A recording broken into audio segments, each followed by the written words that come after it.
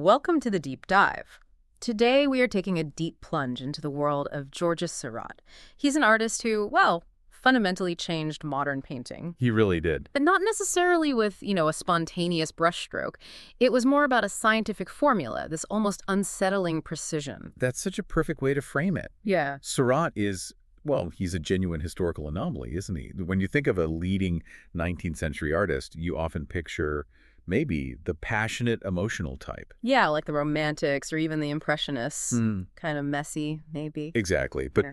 Seurat, he somehow combined this really delicate sensibility with an intense, almost mathematical precision of mind.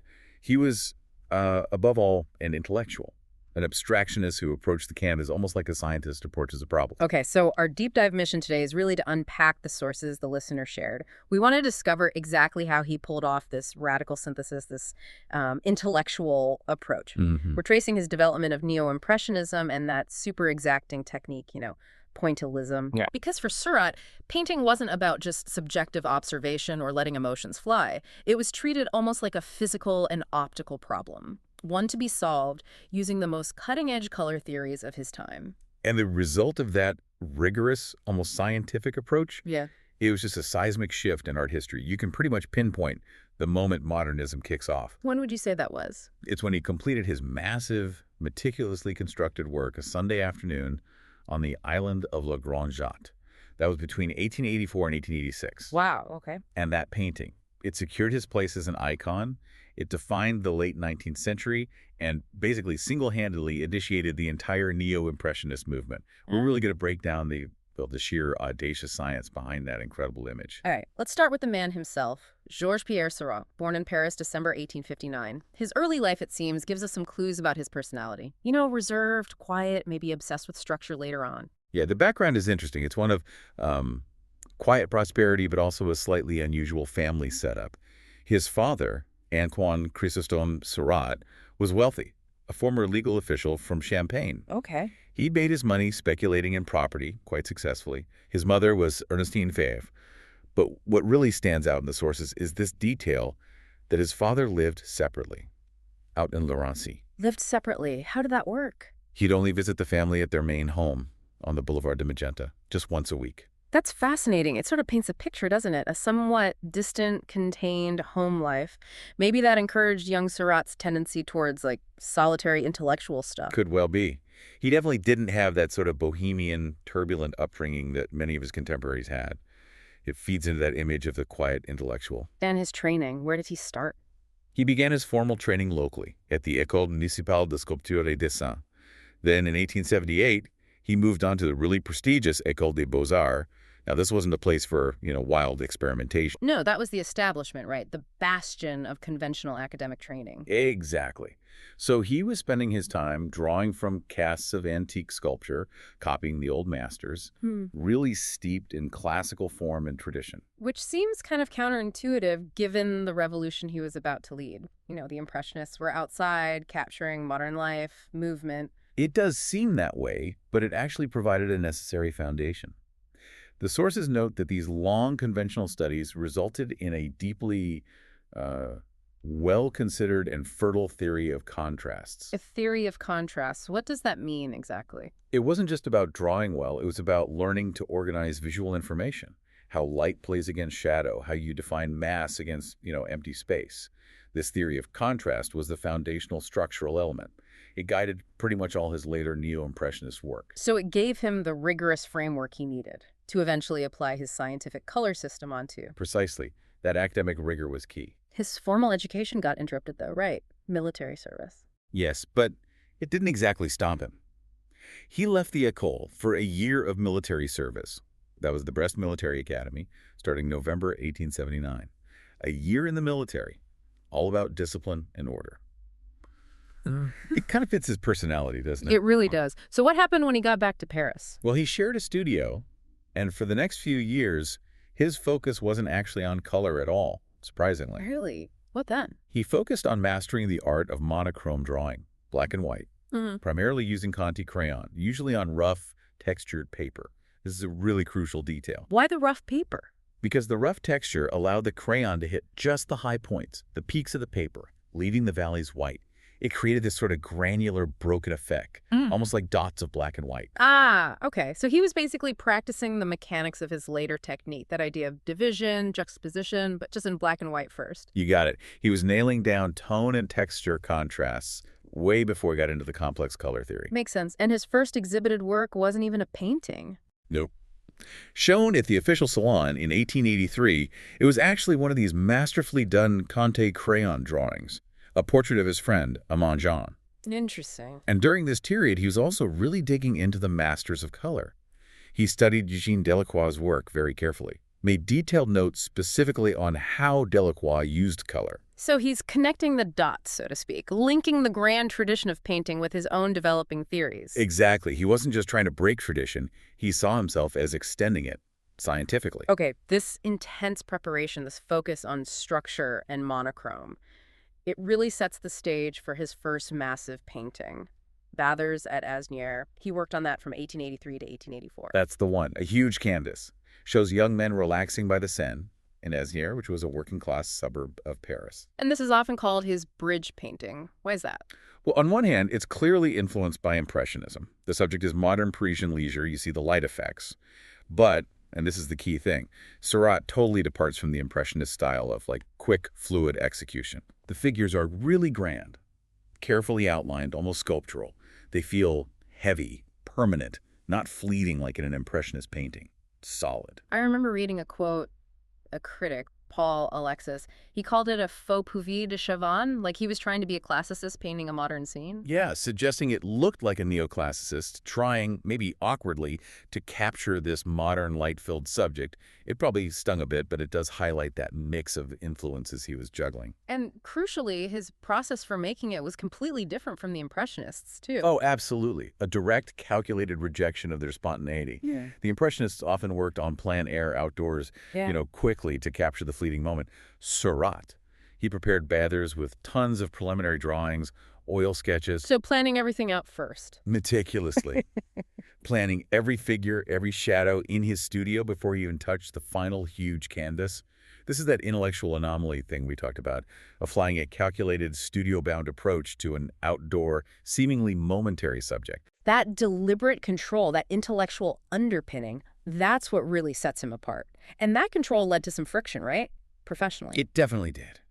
Predictably, the Paris Salon, the big official art show, the establishment gatekeeper, they rejected Bathers. Ouch. Big time. But that rejection became a really pivotal moment for him. He showed the work instead at the newer group des Artistes Indépendants in May 1884, but he quickly got disillusioned with them too. Why? What was wrong with the Indépendants? Lack of organization, lack of structure. Remember, structure was everything to Seurat. Chaos wasn't his thing. So typical Seurat, instead of just accepting the chaos, he imposed order. He didn't just walk away. He organized. He, along with a few others, Charles Engrand, Henri Edmond Cross, Albert Dubois-Piet, and especially Paul Signac, who became a key ally. Yeah. They founded a brand new organization, the Société des Artistes Indépendants. This move really formalized his break with the conservatives' establishment, and it gave the Neo-Impressionists their own dedicated, structured platform. Okay, so the stage is set. He's got his own group. He's worked through his methods. Now it's time for his big statement on color theory. Exactly. It was time for Le Grand Jatte. This organizational and intellectual groundwork, it brings us right to the monumental work that really defines him. A Sunday afternoon on the island of Le Grand Jatte, worked on between 1884 and 1886. If Bathers at Asnières was his, let's say, technical trial run, then Le Grand Jatte was the main event. It was his fully realized manifesto for a whole new art form, no question. And the scale is just huge. It's a massive 10-foot wide canvas. We should probably emphasize the sheer commitment involved here. Oh, absolutely. He spent 2 full years on it. That included time sketching directly in the park, but also countless hours back in the studio. He produced an incredible number, something like 60 preparatory studies. 60. Yeah, drawings, small oil sketches, including a major, smaller version that's now in the Art Institute of Chicago, actually right alongside the final masterpiece. Yeah. That preparation itself is part of the statement, you know? Definitely. And the painting itself, the content, it's different from Bathers. Very different. Bathers focused on the relaxed working class. Le Grand Jatte depicts people from pretty much every social class. You've got the wealthy, military types, the bourgeoisie, even a few figures that hint at let's say, a shadier side of Paris. All out for their Sunday leisure on the island. Right. But they look strangely static, don't they? Silent, isolated from each other. Almost like carefully arranged chess pieces. Or maybe paper cutouts placed on a stage. Yeah, it captures that sort of rigid formality, maybe a psychological distance of Parisian society back then. Feels less like a snapshot of life. And more like an organized classification of society. Precisely. But the real revolution, the thing that changed everything, is the technique.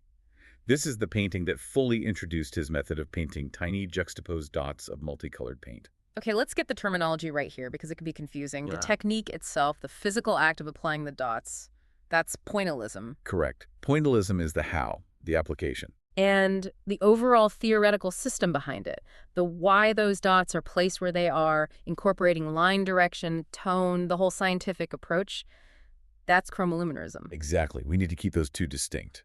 Seurat wasn't just interested in making dots. He was obsessed with the total objective system. Chromoluminarism is the bigger theory. So what's the core idea of chromoluminarism? Why the dots? The foundational innovation is that the viewer's eye, your eye is supposed to blend the colors optically, or, in your brain, rather than the colors being physically mixed on the canvas by Seurat himself. Okay, explain that a bit more. Optical mixing versus physical mixing. Right. So if you mix, say, red and yellow paint on a traditional palette, you get orange. But that orange is actually a bit duller, less bright, because the pigments absorb more light. That's called subtractive color mixing. Got it. But if you place tiny dots of pure red paint right next to tiny dots of pure yellow paint, and you stand back, My eye blends them together. your eye synthesizes them. And the resulting optical orange is far more vibrant, more luminous, more intense. That pursuit of greater luminosity, that was the central scientific goal. Making light with paint, essentially. So he's basically hijacking the viewer's visual process, shifting the job of mixing the paint from his palette to my retina. That's a great way to put it. It's an active control that goes beyond the physical canvas, right into the mind, the perception of the observer. Highly intellectual. It really is. And it speaks to the painting's power that, for a lot of people today, their first encounter with this idea, the painting as a scientific construct, Yeah. it comes through modern media, doesn't it? Absolutely. You see its influence so clearly in James Lapine and Stephen Sondheim's amazing musical, Sunday in the Park with George, which is literally about the painstaking process of creating the painting. Yeah, bringing the figures to life, exploring Seurat's mind. And then, of course, there's that iconic scene in the movie Ferris Bueller's Day Off, Oh, yeah, with camera. where camera is just standing there, completely paralyzed in front of the painting, Right. staring deeper and deeper into the dots, trying to comprehend the complexity, the structure, the sheer depth of it all. It demands your attention, forces you to look past the subject matter and engage with the physics of light and vision itself. That scene is kind of a perfect metaphor for Seurat's impact, isn't it? He asks you to step back and see the whole harmonious picture, but he also forces you to get right up close and see the components, the thousands of individual calculated decisions, the tiny dots. Yeah, the micro and the macro simultaneously. It's brilliant. Okay, so to really get why Seurat made this huge leap, we need to understand the intellectual climate of the time, right? Late 19th century. What was going on? It was a fascinating period. There was this huge obsession with making everything, even maybe art and emotion, objective and measurable. Science was king, and the scientific discoveries happening then, particularly in physics, light, optics, perception, they were reaching a much wider audience than ever before. You had these scientist writers, people like Michel-Eugène Chevreul, Ogden Rood, David Sutter. These weren't just obscure academics. No, they were actively translating the really complex, often dense research of giants like Hermann von Helmholtz and Isaac Newton's stuff about optical effects into forms that were specifically accessible to artists. These books weren't niche. Some were practically bestsellers. Artists were intensely curious, almost religiously so, about how to make their art scientifically sound, scientifically legitimate. Okay, let's unpack these key theorists then. Starting with the big one, Michel-Eugène Chevreul. You mentioned he was a French chemist, but what was he doing that led him to revolutionize painting? It wasn't his main job, right? No, his main job, and this is the crucial context point, was restoring tapestries at the famous Gobelins factory in Paris. Restoring tapestries, okay. Yeah, seems mundane, but here's the thing. He was trying to get the color just right for a patch of wool he was repairing. And he discovered he simply could not get the right hue for a single thread unless he considered the colors of the threads around it. Ah, so even if the thread itself was the chemically correct color. Exactly. When woven in, it might look totally wrong, sometimes drastically different when you viewed the whole tapestry from a distance. The surrounding dyes were changing how the color was perceived. So it was a problem of perception, not just chemistry. The colors were interacting in the viewer's eye. Precisely. His big discovery was this phenomenon of simultaneous contrast and its application, optical blending. He realized that two colors placed right next to each other, maybe overlapping slightly or just very close, would optically blend into a third color, often a more luminous one when you saw them from a distance. And that became the technical rule for pointillism. It's the scientific proof, basically. It showed artists they didn't have to physically mix all their pigments on the palette first. The viewer's eye could do some of the work. Chevreul also looked into complementary colors, didn't he? Something about retinal persistence. Can you explain that? Yeah, retinal persistence is that after-image effect. Like, if you stare really intensely at a bright color, say, a vivid red square for a while, and then you quickly look away at a plain white wall. You see that ghostly green or cyan square. Exactly. That halo or echo you see is the opposing or complementary color. In this case, cyan green is complementary to red. It happens because the photoreceptor cells in your retina, the rods and cones, get temporarily fatigued by staring at the first color. Okay, and the Neo-Impressionists, like Seurat, they didn't just notice this, they actively used it. Oh, they weaponized it. Yeah. They used it intentionally to maximize contrast and create this sense of visual vibration or energy in their paintings. By deliberately placing complementary colors side by side, red dots next to green dots, blue dots next to orange dots, they made sure the colors intensified each other visually. So Chevreul's ultimate advice, based on all this? His advice was profound for artists. Don't just paint the color of the main thing you're looking at. You need to scientifically adjust the colors around it to achieve a total perceptual harmony. And the sources tell us Seurat directly equated this idea of visual harmony with controlled emotion. Whoa, okay. That's the big philosophical leap, isn't it? The painter isn't just capturing light, they're scientifically manipulating the viewer's eye and brain to generate a specific, planned, perceptual, and emotional response. It's huge. And we know Seurat engaged with this. Maybe he didn't read Chevreul's entire, very long 1859 book cover to cover, but we have proof. What kind of proof? We know he actually copied out several key paragraphs from Chevreul's chapter that was specifically about painting. And maybe more importantly, he definitely absorbed the material through Charles Blanc's widely read book, Grammaire des Arts du Dessin, Grammar of the Arts of Drawing, from 1867. And Blanc's books cited Chevreul. Heavily. Blanc's book was aimed right at artists, and it really hammered home this idea that color composition shouldn't be based on, like, subjective judgment of taste. It should be based on a conscious theoretical plan, an understanding of the scientific role each color plays in creating a cohesive, objective whole. Okay, so Chevreul laid the groundwork for contrast and optical mixing. Then comes Ogden Rood. How did he build on this? Rood, who was an American physicist basing his work on the German scientist Helmholtz, added a really critical piece to the puzzle. He analyzed the effects of mixing and juxtaposing actual material pigments, and he provided the clearest explanation of the difference between additive and subtractive color mixing. Right, we touched on this. Subtractive is physical paint. Yes, standard tube paints are subtractive. They work by absorbing certain wavelengths of light. So if you mix all the primary pigments together, think red, yellow, blue paint, they absorb more and more light, and you end up with something approaching black or a muddy dark color. But light itself, optical color, is additive. Exactly. When you mix colored light, the effect is the opposite. Red light plus green light plus blue light equals white light. They add up. So Rood's key argument was... His key argument, and the crucial one for Seurat, was that when you place pure pigments next to each other, like Seurat's dots, the viewer's eye performs an additive mix as it blends them optically.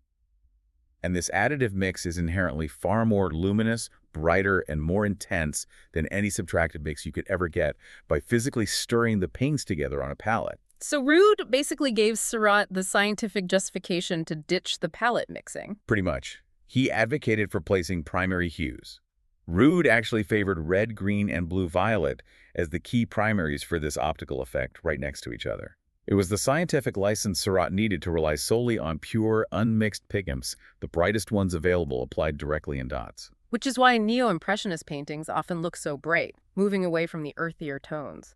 They're using purer, maybe more chemical-based colors. That's a big part of it. It was like a whole new technology for painting. The dot wasn't just a stylistic quirk. It was the most efficient delivery system Rood's physics suggested for getting the purest possible optical blend, maximizing the light bouncing back to your eye. It's the difference between just using Chevreul's observation about contrast and using Rood's physics about additive color to build an entire system, Chromoluminarism. Okay, beyond the hard science of color missing, Seurat was also looking for other structures, maybe parallels, to justify this whole objective approach. Yeah, he seemed to want to ground it conceptually too. David Sutter's book, Phenomena of Vision from 1880, provided a really useful analogy.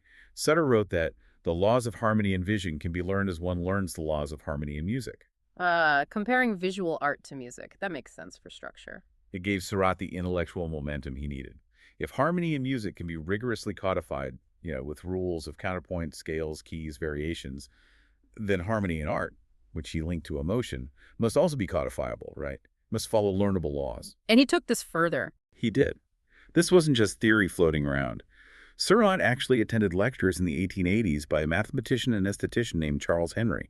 Henry was talking about the emotional properties and symbolic meanings of lines and colors, like whether a certain curve inherently suggested pleasure or if a downward line suggested melancholy. So adding another layer of mathematical or geometric structure to the emotional theory. Exactly. This amazing picture, isn't it? Seurat, this quiet, super disciplined artist, meticulously reading scientific books, attending lectures by mathematicians, all trying to transform the subjective experience of beauty and emotion in art into a kind of solvable, predictable equation. So Seurat now takes all of this Chevreul's ideas on simultaneous contrast, Rood's physics of additive color, Henry's theories on the emotional geometry of lines, and he synthesizes it into his own unique aesthetic system, the one he calls Chromoluminarism. And the goal was ambitious, to say the least. Breathtakingly ambitious. His goal was basically to prove that the scientific application of color and line was just like any other natural law.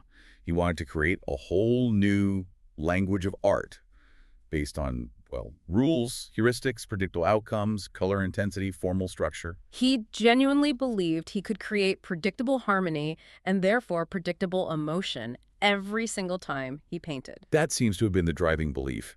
It represents the ultimate quest for objective control over the fundamentally subjective experience of looking at art. Did he ever write down the rules, define this harmony? He did, very explicitly.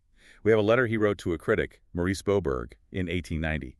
It gives us the precise language of his system. He wrote, "Art is harmony. Harmony is the analogy of the contrary and of similar elements of tone, of color, and of line." Okay, analogy of the contrary and of similar elements. Let's break that down for the listener. How did he apply that to tone, color, and line? Okay, so for tone, it was pretty straightforward. Lighter against darker.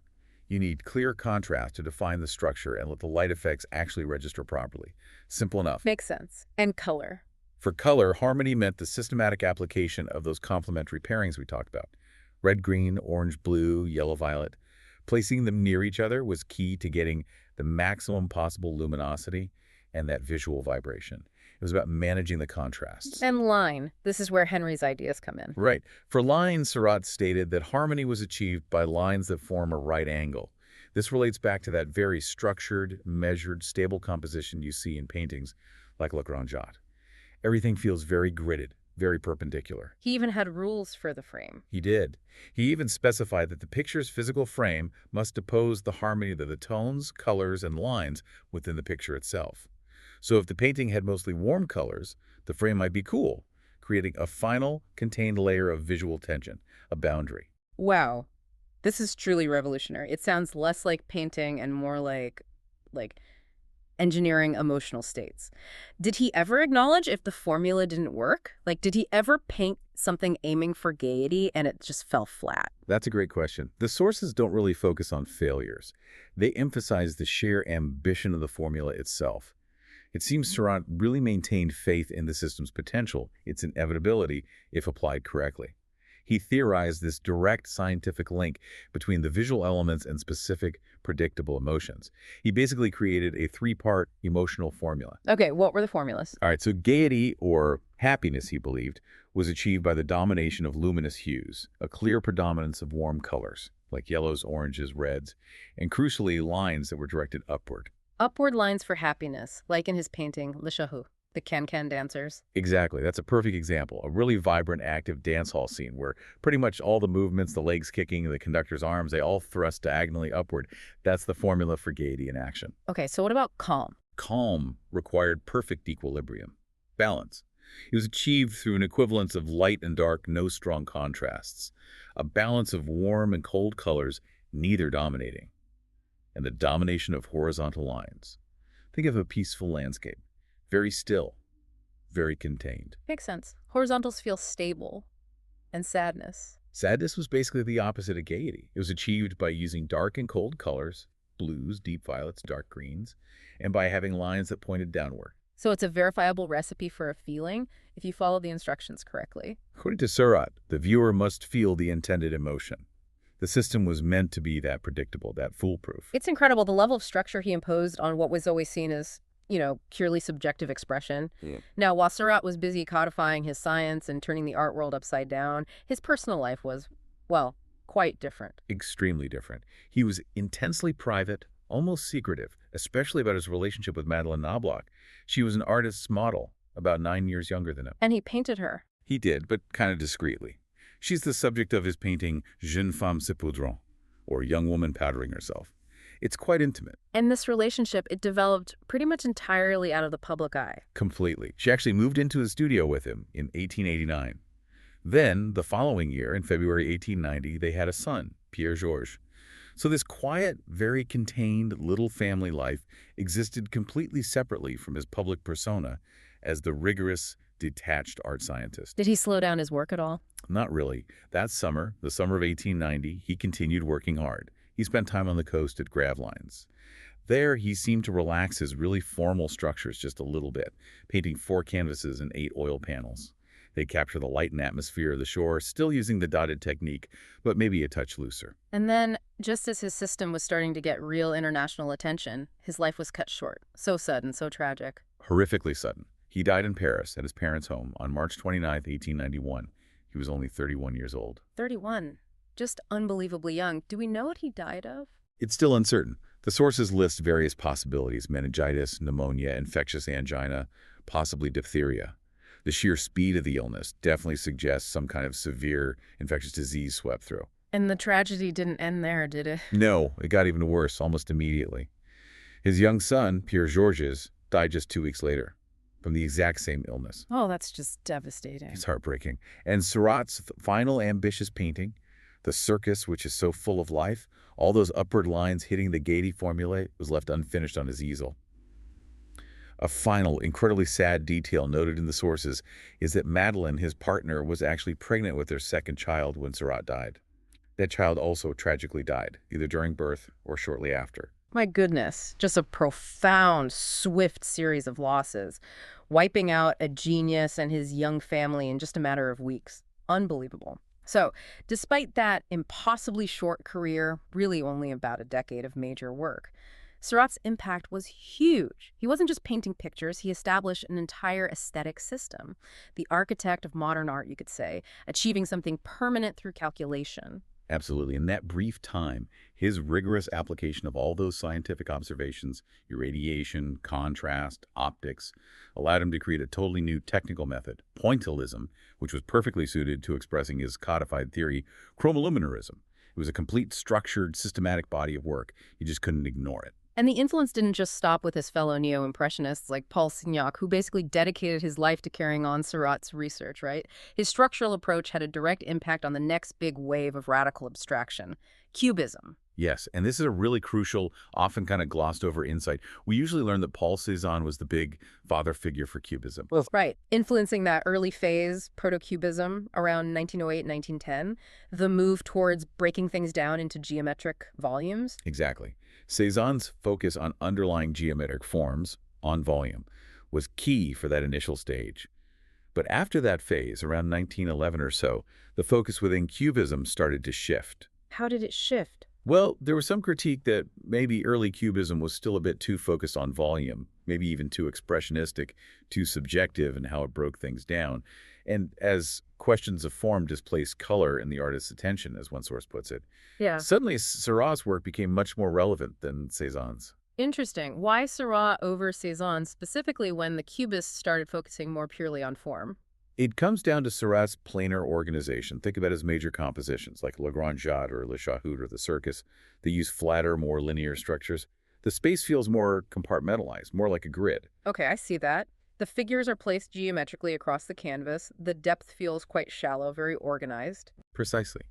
So the Cubists, who were searching for a more objective way to represent three-dimensional reality on a flat two-dimensional surface, they looked at Seurat's work and saw this organized division of space, this shallow geometric structure, and embraced it.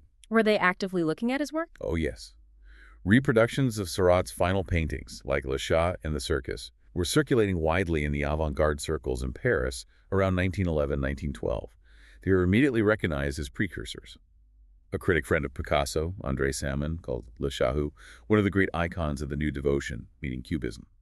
And the poet Guillaume Apollinaire even said Seurat's unfinished Circus almost belongs to synthetic cubism. Wow. So the Cubists themselves, people like Picasso and Braque, they recognized that Seurat had already sort of paved the way. They saw that he'd already demonstrated that painting could be expressed mathematically, geometrically, that you could achieve an independent and compelling objective truth that went beyond just trying to copy reality. So there's a clear intellectual lineage there. Definitely. It's about objective methodology. You could say that Neo-Impressionists, led by Seurat, provided an objective scientific basis for color using optics and dots. Then the Cubists came along and applied that same drive for objectivity to form and dynamics using planes and geometric shapes. Seurat really provided an intellectual key that helped unlock the geometric abstract path that 20th century art would take. Before we wrap up, it's probably worth just quickly revisiting how his work was first received. That debut painting, Bathers at Asnières, rejected by the official salon. Right, which forced him to show it at the Salon des Indépendants in 1884. That rejection probably only strengthened his resolve to follow his own scientific path. And then Le Grand Jatte, the painting that really debuted his full technique. She showed that strategically at the Impressionist exhibition in 1886. The last one. Yes, the eighth and final Impressionist exhibition. It was a very clear, very calculated statement. It basically announced that the Impressionist movement, with its focus on subjective perception and fleeting light, was being definitively challenged, maybe even replaced, by this new, structured, systematic, scientific approach of Neo-Impressionism. So it wasn't just presenting a new style. It was signaling a total intellectual paradigm shift in modern art, from subjective feeling to objective system. Okay, so let's try and pull this all together for you. Georges Seurat, this scientist of silence, dedicated his incredibly brief life to creating and proving his codified color theory, Chromoluminarism. Yeah, he used the objective science available to him, people like Chevreul on contrast, Rood on light mixing, to try and create predictable emotion and harmony in art. He really treated the canvas less like a window onto his soul and more like a laboratory for light and optics. And his work, as we've discussed, provides you with this crucial, really detailed roadmap for understanding the whole trajectory into modernism. It's the perfect bridge, isn't it? It really is. It takes art from that fleeting, subjective feeling of Impressionism and guides it towards the structured, systematic abstraction that would define so much of the 20th century, starting right away with Cubism and going beyond, from fleeting feeling to geometric formula. He genuinely believed that if you applied warm colors and lines going up, you would feel gaiety. Cold colors, lines going down, you would feel sadness. He gave us these formulas for feeling. Which leads us to our final provocative thought for you to maybe chew on. Seurat essentially tried to strip away the whole idea of artistic genius as some kind of mysterious divine inspiration. He wanted to replace it with measurable, repeatable laws. So if the laws of visual harmony, the entire mechanism that triggers our emotional response to art, can actually be learned, analyzed, and perfectly formulated just by scientifically applying color and line direction. Does that make a masterpiece less an act of spontaneous, inexplicable genius and maybe more like a successfully solved equation? And if it is more like an equation, how does that change the way we think about and value the art that came after, the art of the entire 20th century that built on his structured foundation? Something to think about.